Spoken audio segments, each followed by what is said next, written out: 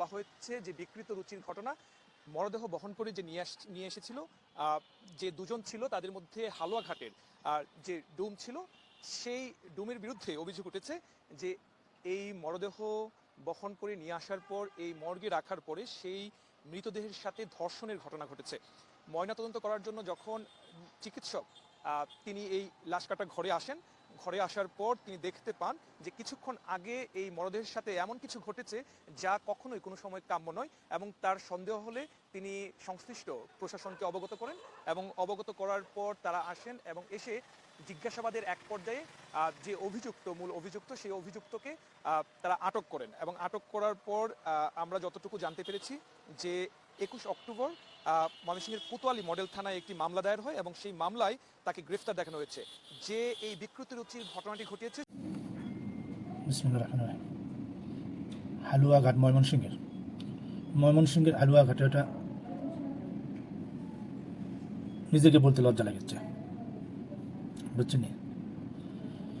কি বলবো রে ভাই, ঘটনাটি ঘটেছে ময়মনসিংহের হালুয়াঘাটে। একটা 20 বছরের তরুণী, তিনি আত্মহত্যা করেছেন। করার পরে ওনাকে ময়মনসিংহ মেডিকেল কলেজে মর্গে রাখার জন্য লাশটা নিয়ে যাওয়া হয় এবং সেখানে রাখেও। সেখানে এক অপ্রীতিকর ঘটনা ঘটেছে। চলেন ভিডিওটা দেখে আসি, তারপর আলোচনা করব। তার নাম হচ্ছে আবু সাইদ, তার বাড়ি হালুয়াঘাট।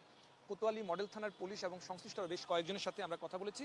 যে বিষয়টি জানতে পেরেছি যে ময়মনসিংহ মেডিকেল কলেজ হাসপাতালের যে লাশ কাটা ঘর, সেই লাশ কাটা ঘর এই মুহূর্তে যদিও তালাবদ্ধ করে রাখা হয়েছে।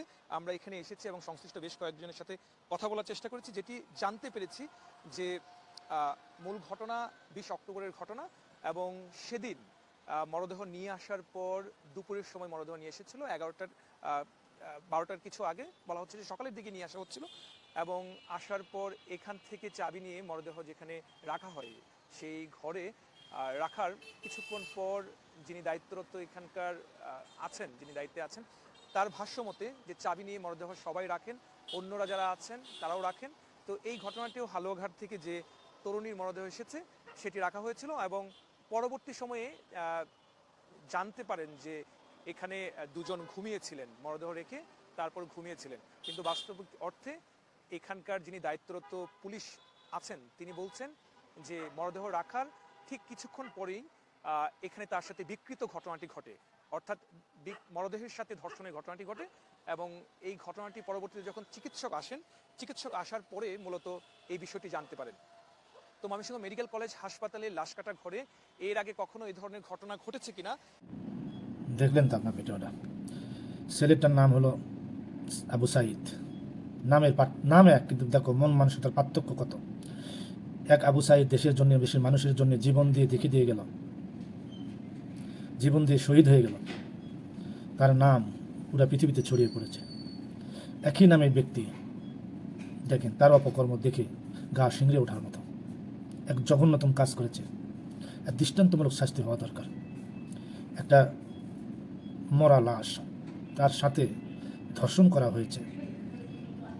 চিন্তা করা পারেন কোন মন মানসিকতার লোক হলে এই কাজটা করতে পারে?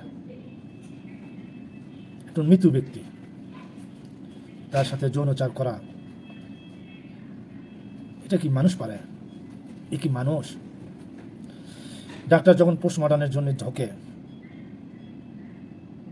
তখন সে কাজের টাইমে, পোস্টমর্টমের টাইমে দেখতে পায় তার লজ্জাস্থানে তাজা বীর্য। তখন ডাক্তার স্থানীয় পুলিশকে ফোন দেয়। ফোন দেওয়ার পরে বলে এই বৃত্তান্ত, এই মেয়ের সঙ্গে ধর্ষণ করা হয়েছে। তখন সন্ধে ডোমের উপরে, তখন ডোমকে আইন শৃঙ্খলা বাহিনী আটক করে সেখানে 64 জবানবন্দি দিয়েছে এবং স্বীকারোক্তি দিয়েছে যে এই কাজটা তিনি করেছেন। তাকে বর্তমান গ্রেপ্তার করে থানা হাজতে প্রেরণ করা হয়েছে। এলাকাবাসী তার দৃষ্টান্তমূলক শাস্তির দাবি করেছে। একজন মৃত্যু ব্যক্তি, মায়ের জান, কিভাবে এই কাজটা করা যায় মৃত্যু ব্যক্তির সাথে? কোথায় পৃথিবী গেছে? কোথায় আমাদের সমাজ মানুষ? ভাবা যায় না, বলেন। এগুলো বিষয় নিয়ে কথা বলতে অনেক কষ্ট লাগে, বুঝছেন? সমাজটা আমাদের নষ্ট। একটা নারী মৃত্যুর পরও সে নিরাপদ না, বেঁচে থেকেও নিরাপদ না, মৃত্যুর পরও নিরাপদ নয়। কোথায় যাবে মেয়েরা? এই মায়ের জাতিরা কোথায় যাবে? প্রশ্ন আপনাদের কাছে রেখে গেলাম। ধন্যবাদ সবাইকে।